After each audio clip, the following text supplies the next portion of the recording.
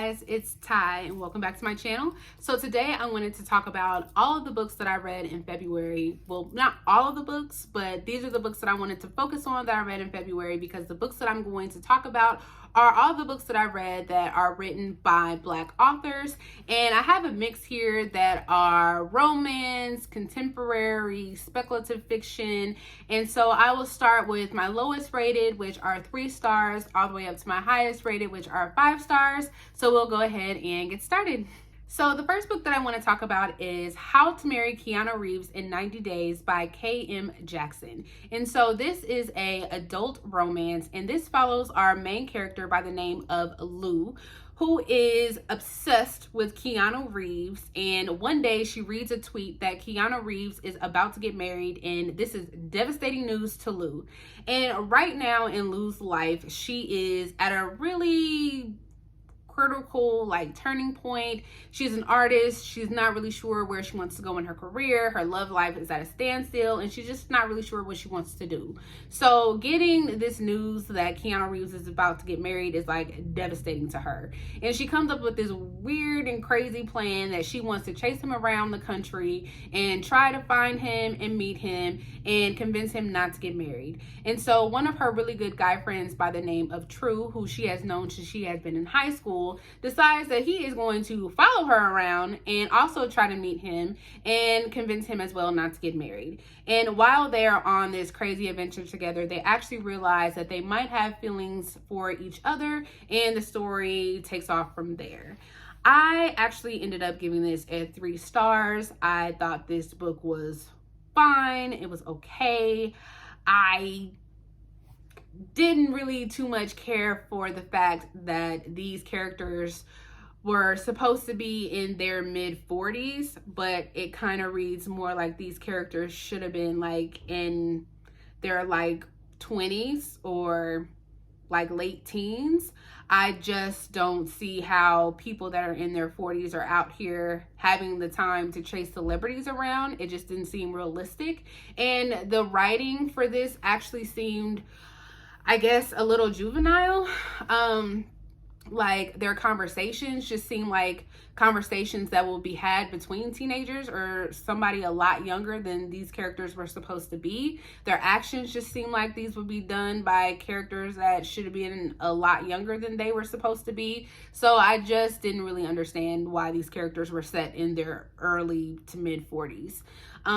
It was explained why our main character Lou was so obsessed with Keanu, and it was explained, why there was such a strong connection between her and True. But besides that, I just could not get behind why these people were so obsessed with chasing Keanu around. But I mean, other than that, there were a few times where I thought their little cute romantic moments were actually cute. But other than that, this book was fine. So the next book that I have is 7 Days in June by Tia Williams. And this is another adult romance. And this follows our main character by the name of Eva, who is a divorced woman who is taking care of her young preteen daughter by the name of Aubrey. And she is at a panel, where she's speaking at a panel at a literary event, when she runs into her, I guess we'll call him her high school sweetheart by the name of Shane, who is also a writer. And we find out that 15 years ago, when they were in high school, they had this whirlwind week-long romance. But we also find out that it was a very toxic week-long romance. We had these 2 teenagers that came from really traumatic backgrounds, and they were dealing with things that were very traumatic, and they didn't actually deal with them properly. We had Eva, who is dealing with a chronic illness that she had then, that she's still dealing with now. She's dealing with very debilitating migraines, And she also had some very real issues that she was dealing with her mother and her mother's boyfriends. And then we had Shane, who is a recovering alcoholic. He's 2 years sober, and he was dealing with that when he was back in high school. So obviously back then they weren't good for each other, and they were dealing with those issues then. They're still kind of dealing with those issues now. And so when they meet in the present, they are trying to figure out whether or not they would be good for each other now. And so we are getting this story told from the past and the present. So this has been a really hyped romance book, and I don't think my expectations were quite spot on when I picked this up. I thought that I was going to be getting a fluffy, cozy romance, and that is not what I got when I picked this up. It does mention something about trauma, but I just didn't realize how serious this was when I picked this up. We are dealing with people who are dealing with chronic illnesses, addiction, self-harm. The author does a nice job with talking about those issues and how she's weaving them in and out of the story, but I just didn't realize that was what I was getting when I picked this up. I guess one of my things in this story is that, we're dealing with characters who haven't dealt with their issues, and they're trying to figure out whether or not they can be together.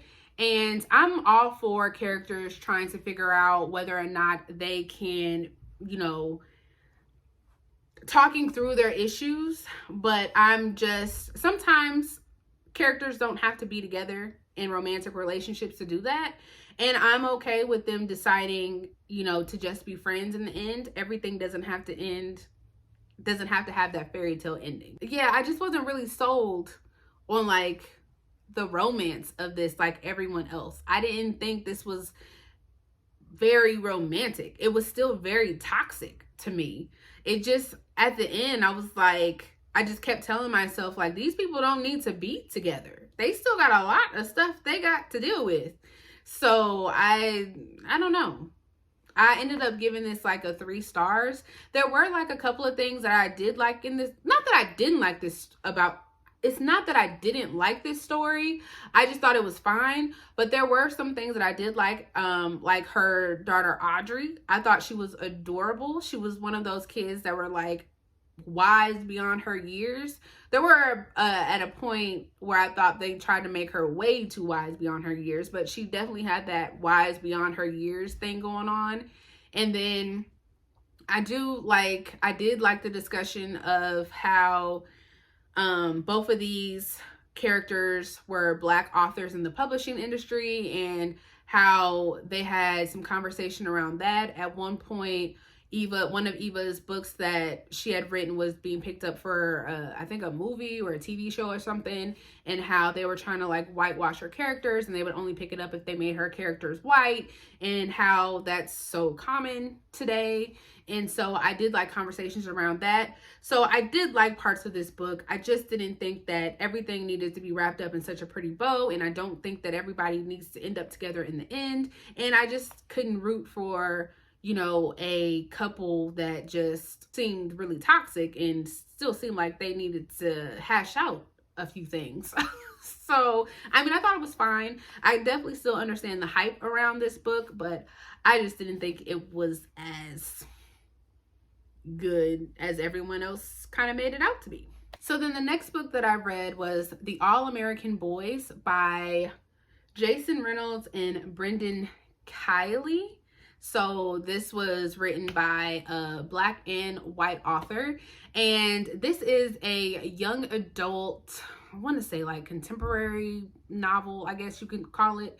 And so this follows 2 main characters. So we have a Black character by the name of Rashad, and one day on the way to a party on a Friday night, he stops at a local corner store for a bag of chips and a drink. And while he is in there, he grabs what he needs, he puts his stuff on the ground so he can grab his cell phone, and a woman that's also in the store shopping kind of like trips over him, and they kind of like cause a little bit of a scene in there.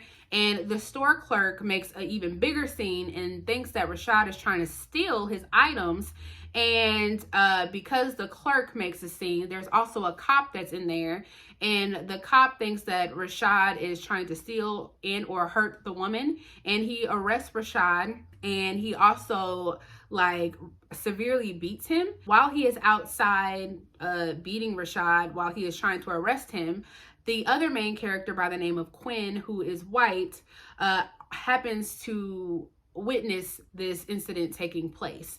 And so over the course of this story, which the story takes place over the course of a week, we are following both perspectives of these young characters. So Rashad is a junior at a high school and Quinn is a senior. Rashad's perspective is mainly taking place over while he's in the hospital recovering from his injuries from the cop, and Quinn's perspective is taking place while he is at the school. And so Quinn is seeing the fallout from the incident and how the school has become divided, and everybody is taking a stance on whether or not they believe what the cop did to Rashad was right. And we find out that the cop that beat Rashad is actually Quinn's best friend's brother. So Quinn knows the cop personally. And so we watch as Quinn is conflicted over whether or not he should take the side of his friend's family or if he should take the side of Rashad. And then Rashad is in the hospital and he is kind of dealing with the fallout because he feels like he did nothing wrong, but he is also been brought up by a strict retired cop. And we find out later in the story that his father actually had dealt with an incident like himself where he actually was involved with harming an unarmed black kid. So this story deals with obviously a lot of the things that we talk about on a daily basis with racism and police brutality. And this is seeing how a school has become divided with the white kids against the black kids. And I ended up giving this story a 3 stars. And I ended up giving this one a 3 stars because I thought the overall story was fine. It's also one of those books where I feel like it's one of those stories where you've kind of read it before. This book came out a few years ago, and I think had I read this a few years ago, maybe I would have felt a little bit differently. But I also feel like my big thing was towards the end, I just felt like there was no conclusion. We don't really know what happened to the cop. We don't know if Rashad's story was resolved. We just don't know what happened. Like nothing was like wrapped up. And for me, I need a story to be wrapped up. Like what happened? So I just overall, I thought it was fine. Do I think this is like one of those stories that need to be told? Yes. Do I think young people need to read this? Of course. Is this on the banned list? The books, one of the books that are banned? Yes. Of course it is. Of course. Do I think it needs to be there? Absolutely not. I think this is definitely a book that young people need to read and have discussions about. But of course, can we do that? No, we can't. Anything that causes discourse, we can't have that. So, but I mean, I do think that this should be a book that is out there circulating and that needs to be told. The next book that I want to talk about is Dear Justice by Nick Stone, and this is the second book in the Dear Martin duology series. I'm not sure what it is, but it's the second book. And this is a young adult, I guess also like contemporary book. And so this follows our main character, Quan. And at the beginning of the story, he is locked up in a youth detention facility.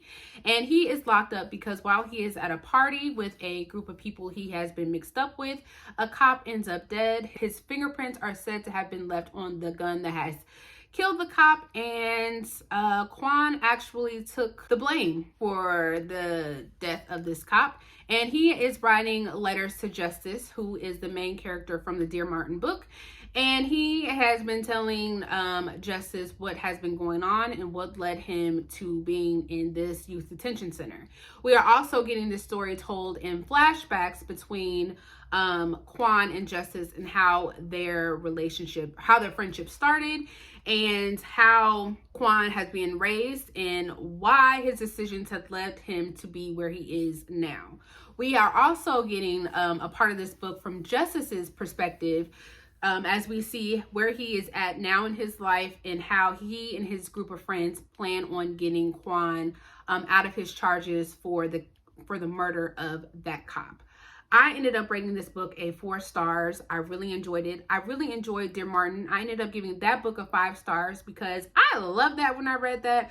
I really related to that story. I know I just said for AllAmerican Boys, it's a story that I feel like has been told a lot, but for whatever reason, when I read Dear Martin last year, I really related to that story. So that's why I ended up giving that one a 5 stars. But this one really talked about our prison system and how it really fails our young Black boys and how it's unfair between the charges it gives our young Black boys versus our young white boys. And so I really like the conversation around that. And I like the conversation around how people are the product of their environment. You are where you are raised. You do what you were taught, basically.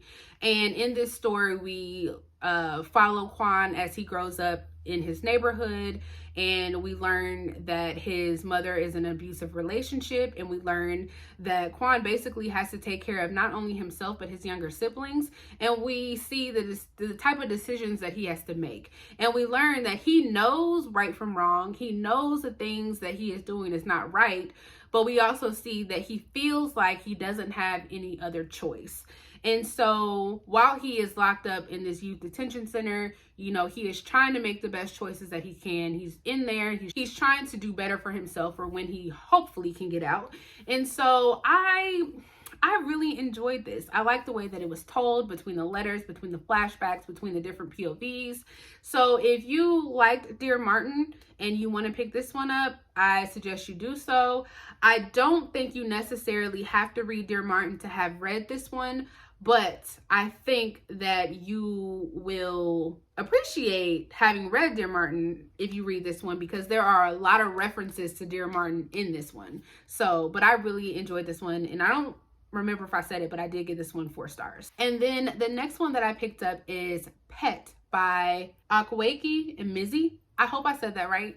And this follows our main character by the name of Jam, who lives in this town called Lucille. And in the town of Lucille, nothing bad ever happens. All crime, everything has been wiped away. So this is supposed to be like the perfect place to live. And so one day, her mother, who was a painter, has this painting where this creature comes out of the painting, and the creature wants to be called Pet. So Pet tells Jam that there is a monster hiding at her best friend Redemption's house, and they have to go and get the monster and kill it. This story is basically Jam and Redemption helping Pet try and find and kill this monster. And so this story is very unique, and it is a lot deeper than I thought it was going to be. First off, this has a lot of different representation. Our main character, Jam, she is a 15-year-old trans Black girl. And then we have her best friend Redemption, who is being raised by 3 parents in a polyamorous relationship. And then we have Jam, who has different ways of communicating. So she goes back and forth between speaking verbally and doing sign language. We have her parents who will flip how they communicate with back and forth with her. And then we have her best friend Redemption.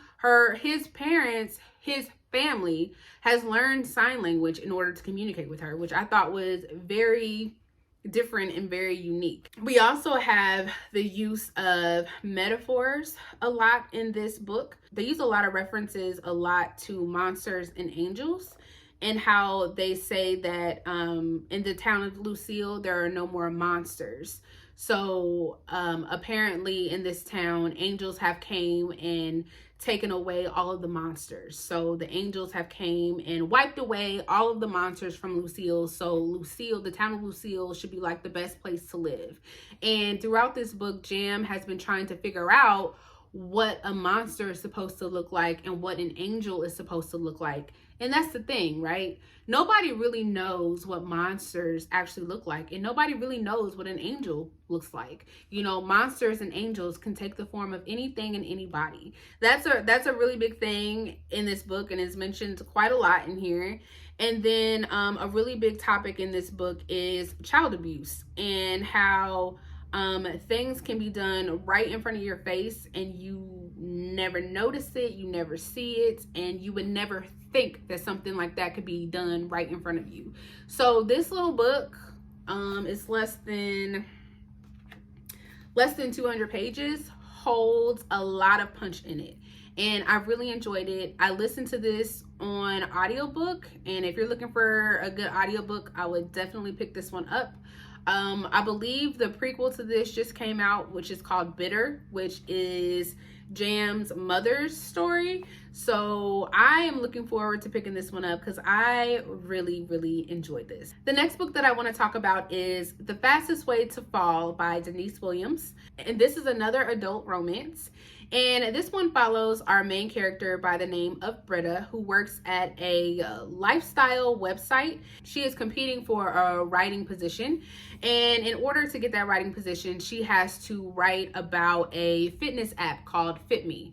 And a part of her experience with that app, she has to be assigned a wellness coach. And the coach that she is assigned, his name is Wes. And the whole purpose of the coach is for them to kind of help with giving the people that use the app fitness advice, workout advice, and all Britta has to do basically is just give her review about the app on the website. And so with her coach, they're just supposed to stick through emailing through the app. But of course, they go from emailing through the app to chatting to eventually meeting in person. And she ends up kind of falling for her coach. And unbeknownst to her, her coach is actually the CEO of the app. And Wes does not realize that Britta is the one that is writing reviews for the app. The story kind of takes off from there. It's a friends to lovers trope. This is my second book from Denise Williams, and I again really love this one. The other book that I read from her is How to Fail at Flirting. I ended up giving that book 5 stars. I rated this one a 4 stars. The one thing that I really enjoy about her books so far is that even though this is focused primarily on the romance, there's always something deeper that is going on in her books. Yes, like I said, this is primarily focused on the romance. Britta is dealing with her image issues, but Wes is also dealing with some personal family issues as well. His mother is battling with drug addiction, and then we have his sister who is also dealing with body image issues, and how all of that is just woven into the story so gracefully is excellent in my opinion, and how it just all makes sense and it's just not thrown in there just to be thrown in there. I really enjoyed that. I really enjoyed the romance between Britta and Wes and their banter between their emails and their chats and all the way up until they met in person. Like, I liked all of that. There was even a little bit of the fake dating trope that was thrown in there between those two. I enjoyed this book. Denise Williams looks like she is going to be one of those auto-buy authors for me, so I enjoyed this one. And then the last book that I wanted to talk about, which I gave a 5 stars and was my favorite out of these bunch of books, is going to be Queenie by Candace Carty Williams. And this is a adult contemporary fiction romance. It has a lot going on in here, and I loved it. So this one follows our main character by the name of Queenie, who is a 25-year-old Jamaican who lives in London, and she is in a relationship with a white British by the name of Tom. And at the beginning of the story, they end up breaking up, and that just devastates her world, and her life goes into a downward spiral. And so when they end up breaking up, she is kicked out of their flat. He tells her that she can't live there because she can't afford it. So she has to go and live with her grandparents.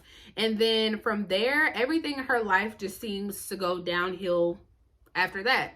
Her work goes downhill. She works as a journalist at a newspaper. She is unfocused. She constantly is being called into her boss's office for not doing her job.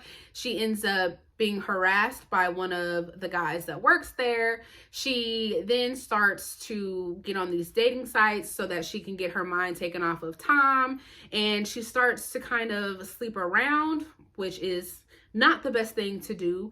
And she starts to kind of get into these like unhealthy sexual relationships. She ends up in a health clinic like every other week trying to get tested for STDs. The girl is just, she's spiraling out of control. And so when she does start to try to get her life back on track, you know, she believes that she needs to go to counseling or seek some sort of therapy, but in her household or with her family, they don't believe in talking to someone. You know, they are in the belief that, you know, what goes on in this house stays in this house. You don't need to talk to anybody else, which so many people, you know, believe in. So she has to deal with that. And this book just touches on so much. And I think some part of this book can relate to so many different people. And by the end of this, I feel like you will be rooting for our main character, Queenie. This touches on interracial dating. For whatever reason, Queenie just feels like she has to date outside of her race. She is not comfortable within her own skin. We see how she is treated within her relationship with Tom, and then we see how other white guys that she has dated treats her, and how it appears that they only want to talk to her for her looks, and how that affects her. We also see the relationship between her and her mother. And they don't have the best relationship because when she was younger, she was around her mother who was in a very abusive relationship. And we see how that affected Queenie and how that makes her look at relationships and how that affects how she goes into certain relationships. I know I brought up the topic of therapy, but we learn the value of therapy and how useful it is and what a person can get out of it. We learned the value of friendship in this because I love her friendship group and how they never just told her the things that she wanted to hear. They were real and honest with her, and they all had different opinions, and it all came from different walks of life. And because they all came from different walks of life, they all gave different insights to how she should handle her situations, which I really enjoyed that. And I just really enjoyed this book overall. This was really good. I flew through this. I really enjoyed this. Again, this is one of those ones that I gave 5 out of 5 stars to. I really think anybody that reads this, even if you don't necessarily relate to everything that she goes through, because I can't relate to everything she went through, I think there are certain things that you can relate to. And at the end of this, like I said, you will be rooting for Queenie to get it together and to leave Tom in the dust and not even think about him. But if you have not picked this up and you are thinking about it, I definitely would. But that is all that I have for you guys, and I will see you guys next time. Bye.